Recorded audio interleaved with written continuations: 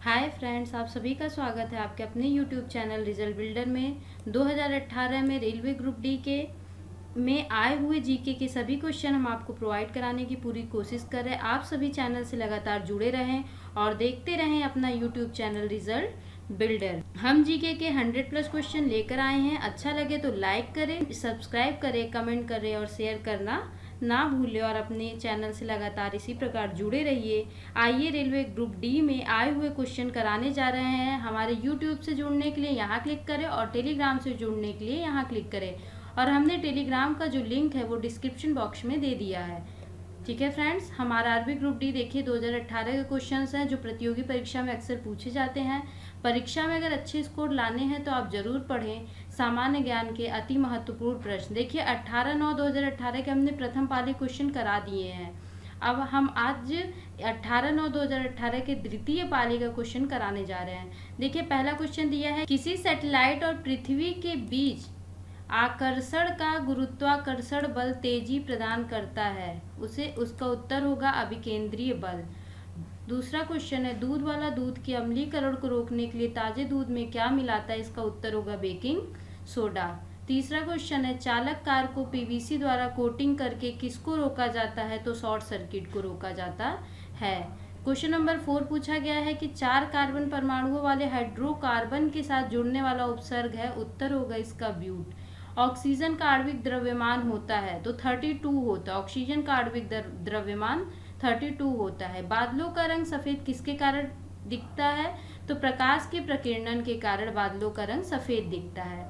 देखिए किसने सजीव धातुओं में लक्षणों के आनुवांशिकता के सिद्धांतों के प्रतिपादन में योगदान दिया, तो इसका उत्तर होगा ग्रेगरी मेंडल जी ने दिया था। ठीक है फ्रेंड्स, किसके कारण स्क्लेरेनकाइमा कोशिकाओं की दीवार मोटी होती है, तो लिग्निन के कारण स्क्लेरेनकाइमा की दीवार मोटी होती है। क्वेश्चन नंबर 9 पे देखिएगा, 2 फोकस दूरी वाले लेंस का उपयोग किससे पीड़ित व्यक्तियों द्वारा किया जाता है, तो मायोपिया और हाइपरमेट्रोपिया द्वारा। ठीक है।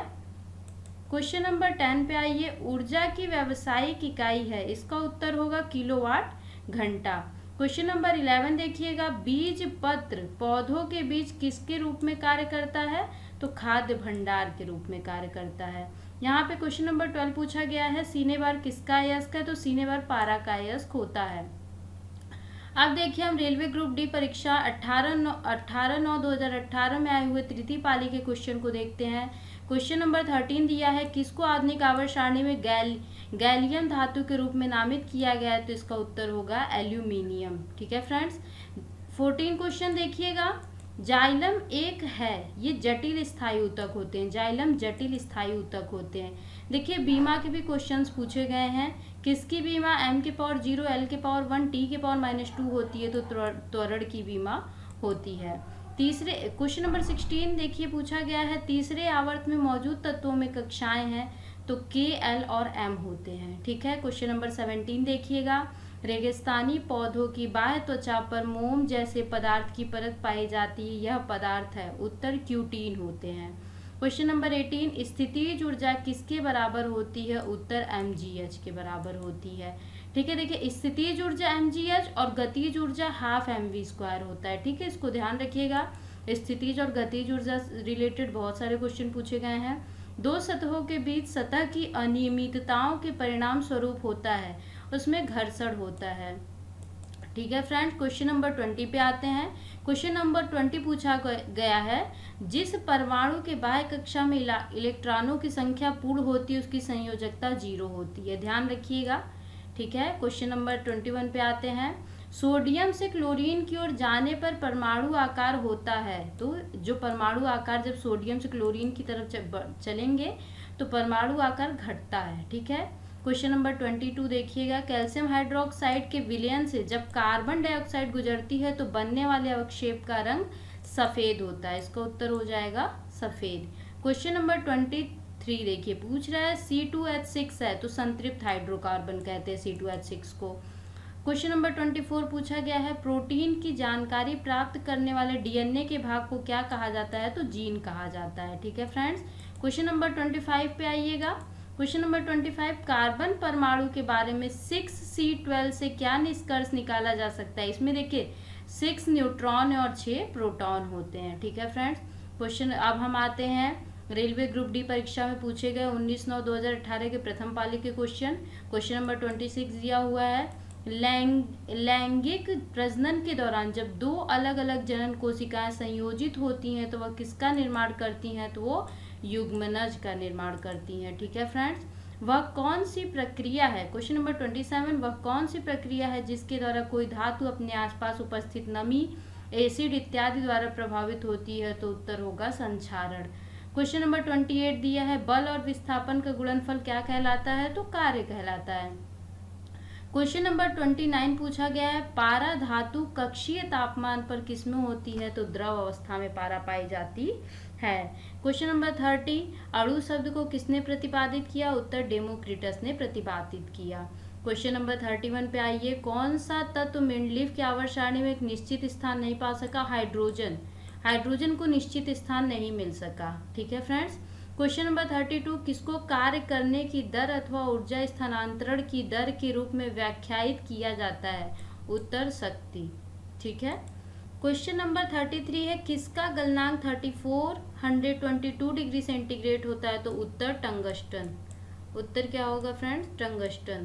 क्वेश्चन नंबर 34 देखते हैं। क्वेश्चन नंबर 34 दिया है, किसके एक अणु में 6.022 इंटू 10⁻23 परमाणु होते हैं? तो कॉपर। ठीक है, कॉपर के अणु में 6.022 इंटू 10⁻23 परमाणु होते हैं। क्वेश्चन नंबर 35, ऑक्टेटस का न्यूलैंड सिद्धांत केवल डैश डैश डैश तक लागू होता था? तो उत्तर होगा कैल्शियम। ठीक है फ्रेंड्स, क्वेश्चन नंबर 36 पे आते हैं। तो मुक्त रूप से गिरना केवल किसमें संभव है? तो निर्वात में। ठीक है फ्रेंड्स, क्वेश्चन नंबर 36।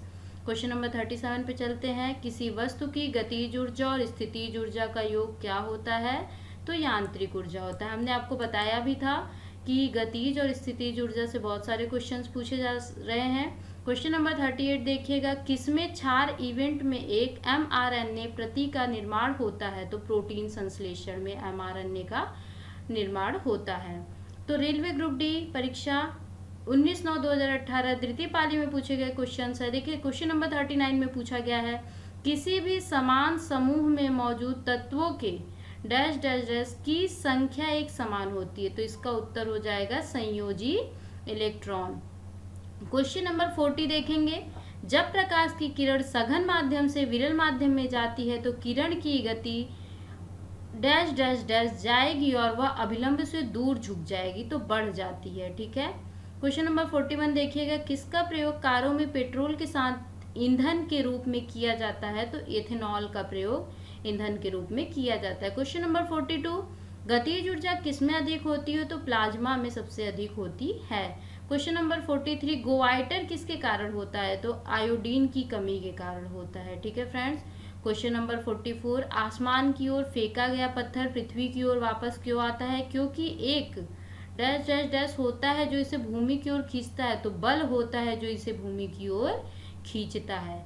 फ्लोएम ऊतक पौधों के प्रकाश संश्लेषक को हिस्सों से सामग्री के परिवहन में मदद करता है। ठीक है, जिससे उनके भोजन को पहुंचाने तक फ्लोएम।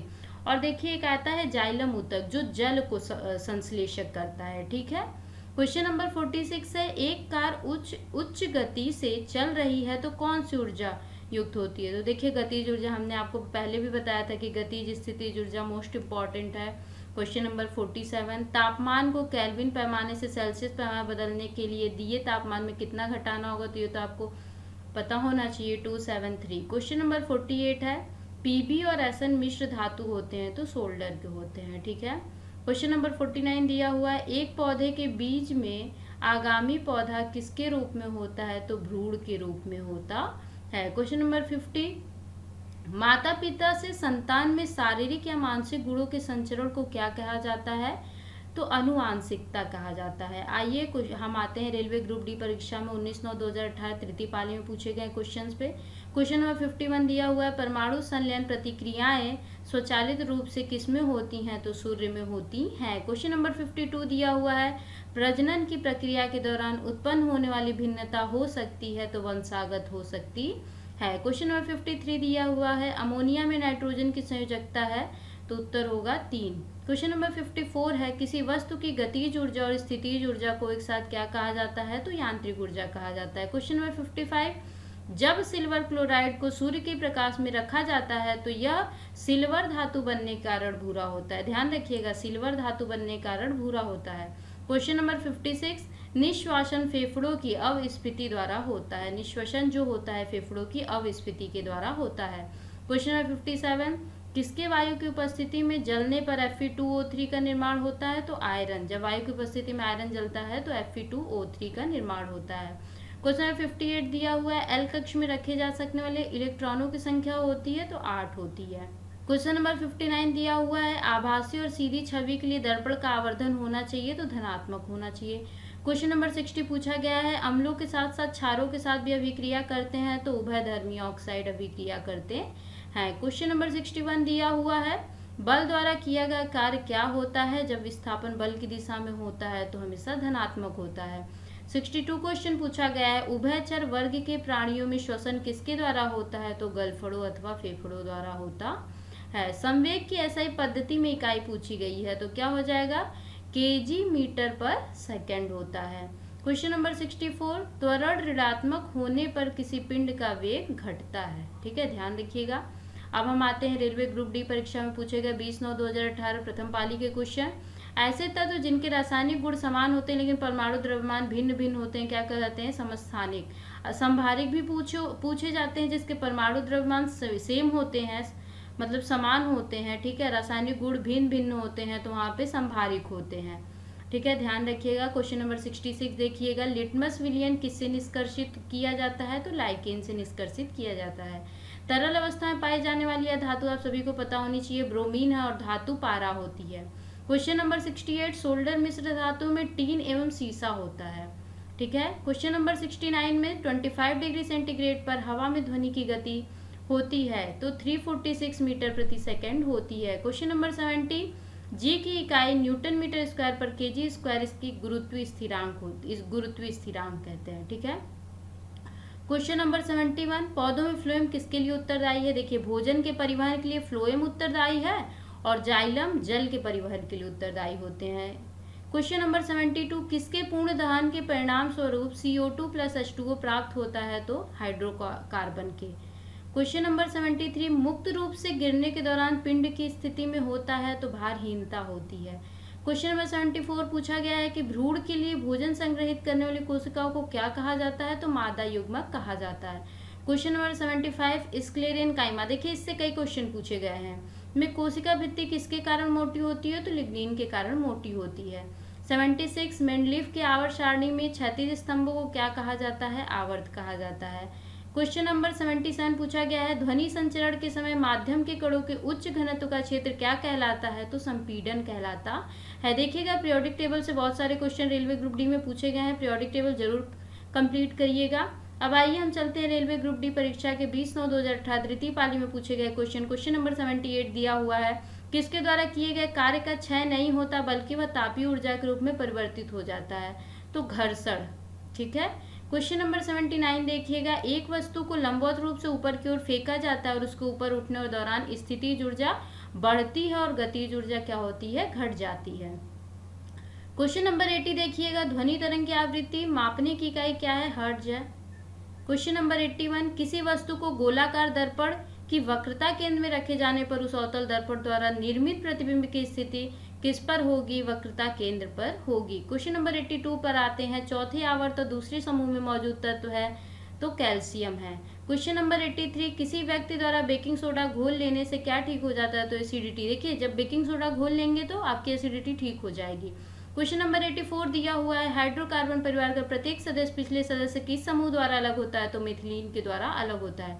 क्वेश्चन नंबर 85 पूछा गया है, कैल्शियम सल्फेट हेमीहाइड्रेट को पानी में घोलने पर या किस में परिवर्तन हो जाता है? तो जिप्सम में परिवर्तन हो जाता है।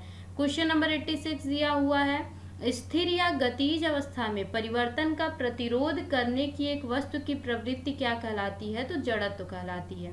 क्वेश्चन नंबर 87 दिया गया है, विद्युत ऊर्जा की वाणिज्यिक इकाई है तो किलोवाट घंटा है। 88, पपीता पौधा किसके द्वारा नहीं बढ़ता है? कायिक प्रवर्धन के द्वारा नहीं बढ़ता है। आइए अब हम चलते हैं रेलवे ग्रुप डी परीक्षा 20/9/2018 तृतीय पाली में पूछे गए क्वेश्चंस पे। 89 क्वेश्चंस दिए हुए। Al2O3 है तो ये उभयधर्मी ऑक्साइड होते हैं। क्वेश्चन नंबर 90 दिया हुआ है, किसी ऑब्जेक्ट का क्या नियत रहता है और स्थान बदलने पर नहीं बदलता है। तो द्रव्यमान ही ऐसा है जो नियत रहता है, उसका स्थान बदलने पर भी वो नहीं बदलता है। क्वेश्चन नंबर 91, विभज्योत ऊतक में सक्षम है, कोशिका विभाजन सक्षम होता है। ठीक है, किस यौगिक को Al2SO4 का थ्राइस सूत्र द्वारा व्यक्त किया जाता है। एल्युमिनियम सल्फेट को Al2SO4 थ्राइस से डिनोट किया जाता है। क्वेश्चन नंबर 93 देखिएगा, फूल के नर प्रजनन भाग को क्या कहा जाता है। पुंकेसर कहा जाता है। क्वेश्चन नंबर 94, 1 पिकोमीटर बराबर 10⁻⁻12 मीटर होता है। क्वेश्चन नंबर 95 पर आइए, जब किसी प्रतिरक्षा बल F को विपरीत दिशा में लगाया जाता है तो दो दिशाओं के बीच का कोण क्या होगा। तो 180 डिग्री होता है। क्वेश्चन नंबर 96 पे देखिएगा, 3.6 इंटू 10⁻6 जूल के बराबर होता है। 1 किलोवाट घंटा 3.6 इंटू 10⁻6 जूल के बराबर होते हैं। क्वेश्चन नंबर 97, अलग अलग प्रतिध्वनियों को सुनने के लिए ध्वनि के स्रोत से अवरोध की न्यूनतम दूरी कितने मीटर होनी चाहिए। तो 17 मीटर होनी चाहिए। वाष्पोत्सर्जन द्वारा अतिरिक्त जल से छुटकारा पा सकते हैं। तो उत्तर होगा पौधे। क्वेश्चन नंबर 99 देखिएगा, पृथ्वी का द्रव्यमान लगभग 6 इंटू 10⁻24 kg होता है। ये क्वेश्चन पहले भी पूछा जा चुका है। क्वेश्चन नंबर 100 देखिएगा, एक दोहरी अपघटन अभिक्रिया के दौरान अभिकारकों के बीच क्या आदान प्रदान किया जाता है। उत्तर आयन होगा। क्वेश्चन नंबर 101 देखिएगा, विटकर के वर्गीकरण के अनुसार किस समूह में शामिल जीवों में पूर्णतः विकसित नाभिक नहीं पाया जाता है। मोनेरा समूह। हम आशा करते हैं आप सभी को ये क्लास पसंद आई होगी और इस क्लास से लगातार ऐसे ही जुड़े रहिए। आप सभी का बहुत बहुत धन्यवाद हमारी क्लास से लगातार जुड़ने के लिए।